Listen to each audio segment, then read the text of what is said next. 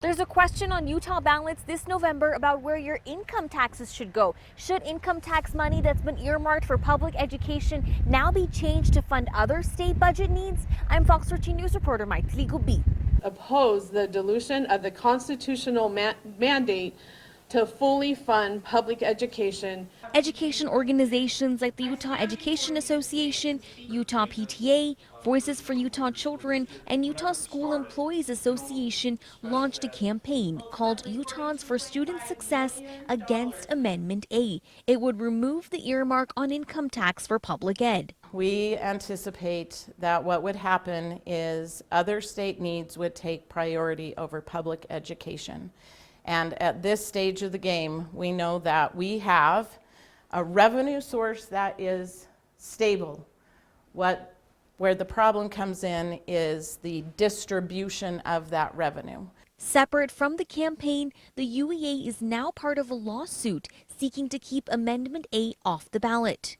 We have the same arguments, right, that the constitutional Amendment A language was not published in any newspaper that we're aware of, let alone the newspapers in all the counties, right? And so that criteria is constitutionally mandated, and it did not happen. So part of this amendment would be removing the sales tax from food, but opponents to Amendment A say voters should not have to choose between the two. That can happen anytime. That's political will.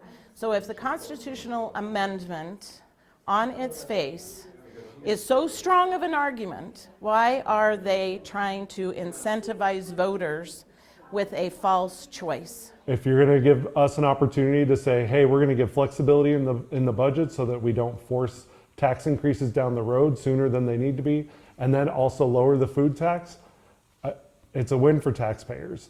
The Utah Taxpayers Association supports Amendment A. And we'd like to see just that money unlocked to go to the highest priority needs. And we believe that'll still probably be education, but we would just like to see that flexibility within the budget so the money goes where it's supposed to go. At his monthly news conference, Governor Spencer Cox also spoke in favor of Amendment A. The idea of the earmark and all of that money going directly to education funding has never worked the way it was intended to work. And so instead of, I think, kind of keeping up that charade, what we should do is actually put some protections in place, which we've done via legislation, to make sure that we're getting more funding to our schools. Utahns for Student Success plans to launch an ad blitz urging voters to defeat Amendment A in the upcoming election. In Salt Lake City, I am Maithili Gubi, Fox 13 News, Utah.